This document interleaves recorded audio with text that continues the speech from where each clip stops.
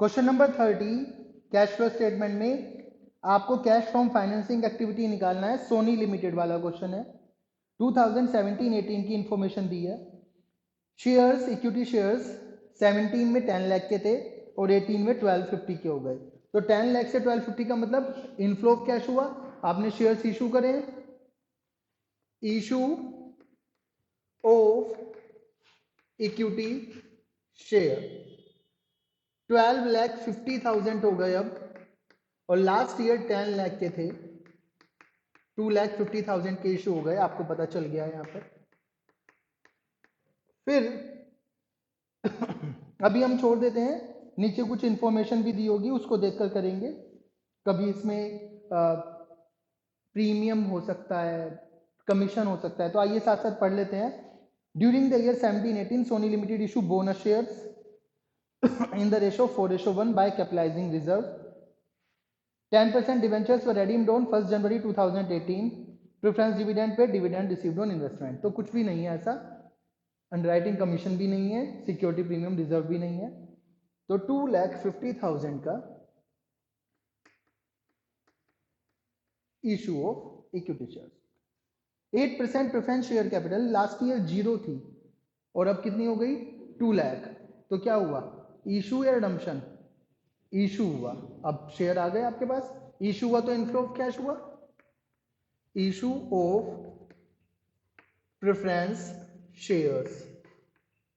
Okay बेटा, इसको करने का तरीका आपको पता ही है। लास्ट ईयर में से 0 थे और करंट ईयर में 2 लाख थे, तो 2 लाख माइनस 0 कितने का इशू हुआ? 2 लाख का इशू हुआ।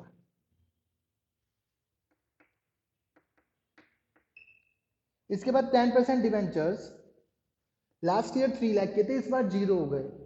तो क्या करा आपने, इशू रिडम्पशन? रिडम्पशन हो गया। Redemption of 10% debentures. ओके, कितना हो गया रिडम्पशन ऑफ डिवेंचर्स? इस बार 0 हो गया और लास्ट ईयर 3 लाख था, तो 3 लाख की हो गई रिडम्पशन। ठीक है, अब यहां पर ध्यान देने वाली बात है बेटा, 10% डिवेंचर्स को जो रिडीम करा है इन्होंने एट ए प्रीमियम ऑफ 5% करा है। तो 3 लाख का 5% कितना? 15,000। ये भी आपको देना है, ठीक है ना? तो टोटल 3,15,000 क्या हो जाएंगे आपके पास से? माइनस हो जाएंगे। ठीक है, after that investment in shares दिए बेटा। इन्वेस्टमेंट इन शेयर्स फाइनेंसिंग एक्टिविटी है कि इन्वेस्टिंग? इन्वेस्टिंग एक्टिविटी है, तो यहां पर आएगा ही नहीं। फिर नीचे बोला है during the year 17-18 Sony Limited issued bonus shares in the ratio 4:1 by capitalising reserve. नए शेयर्स इशू करे ड्यूरिंग द ईयर। अब यहां पर प्रॉब्लम हो जाती है, हमने जो बात लिखी है ये गलत हो जाती है। कैसे हो जाती है गलत, समझिए इस बात को बेटा। गलत ऐसे हो जाती है कि 4:1 में शेयर इशू करे, जिसके पास 4 शेयर थे उसे एक बोनस शेयर दे दिया। रिजर्व को कैपिटलाइज करने का मतलब होता है जो पैसा रिजर्व एंड सरप्लस में पड़ा है, अब वो उस हेड से निकल के कहां आ गया? शेयर कैपिटल में आ गया। ऐसा कब कर दिया कंपनी बेटा? तब कर दिया जब कंपनी के पास ज्यादातर कैश की कमी हो। किसकी कमी हो? कैश की। कैश उसे किसी प्रोजेक्ट के लिए चाहिए, उसे कोई नई फैक्ट्री शुरू करनी है, कोई नया प्लांट खरीदना है, कैश की कमी है। अब शेयर होल्डर्स को यदि डिविडेंड नहीं देगी कंपनी तो शेयर होल्डर्स नाराज हो जाएंगे। तो उन्हें डिविडेंड देने के बजाय क्या करती है कंपनी? बोनस शेयर्स इशू कर देती है। बोनस शेयर्स इशू करने से कैश तो गया नहीं, बस जिसके पास 4 शेयर थे अब उसके पास कितने शेयर हो गए? 5 शेयर हो गए। ठीक है, तो उन्हें भी खुशी होती है कि हमारे शेयर्स बढ़ गए, डिविडेंड नहीं मिला तो कोई बात नहीं कैश में, और कंपनी को क्या फायदा हो जाता है? कंपनी का कैश बाहर नहीं जाता। उसने तो क्या करा, आपकी यदि ध्यान हो, शेयर होल्डर्स फंड जो होते हैं उसमें पहली हेडिंग आती है शेयर कैपिटल और दूसरी हेडिंग आती है रिजर्व एंड सरप्लस। अब मेरी बच्चे एक बात बताओ, पहले यहां रिजर्व सरप्लस 5 लाख के लिखे थे, ठीक है। और यदि ये रिजर्व सरप्लस 5 लाख के यहाँ लिख दें, यहाँ से काट दें, तो क्या बैलेंस शीट का टोटल इक्वल नहीं आएगा? क्या बैलेंस शीट पे कोई फर्क पड़ेगा क्या? नहीं। तो उन्होंने क्या करा, रिजर्व सरप्लस को, रिजर्व्स को निकाल के कैपिटलाइज कर दिया और किसमें बदल दिया?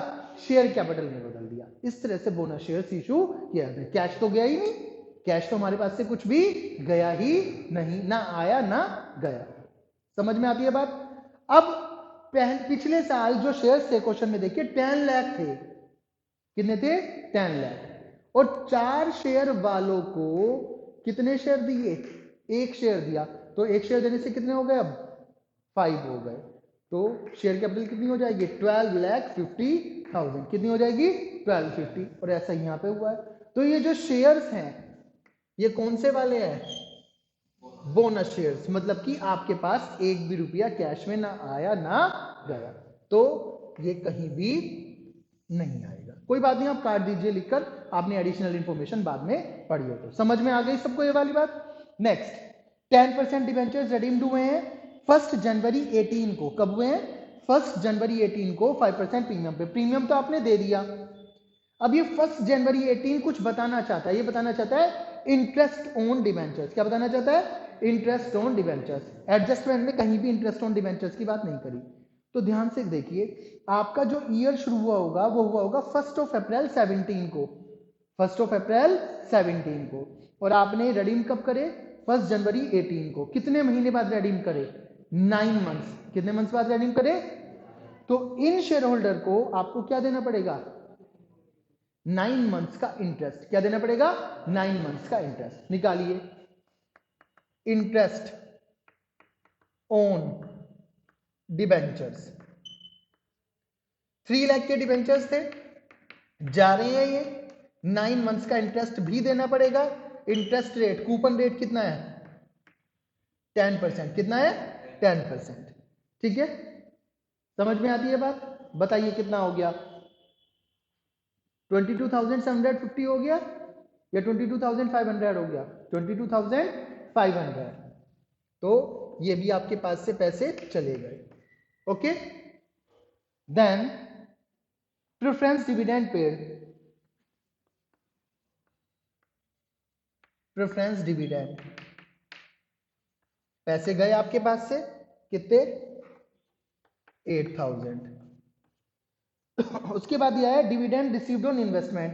बेटा जो आपने इन्वेस्टमेंट करी है कौन सी एक्टिविटी में आती है? इन्वेस्टिंग एक्टिविटी में। तो उसका इंटरेस्ट भी कहां जाएगा? इन्वेस्टिंग एक्टिविटी में जाएगा। डिविडेंड भी कहां जाएगा? इन्वेस्टिंग एक्टिविटी में जाएगा। बस यहां पर कंप्लीट हो गया आपका काम। इसको टोटल कर लीजिए।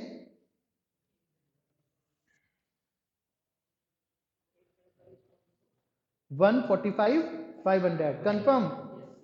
ये हुआ, माइनस में आया 145,500। तो कैश फ्रॉम की जगह क्या लिखेंगे?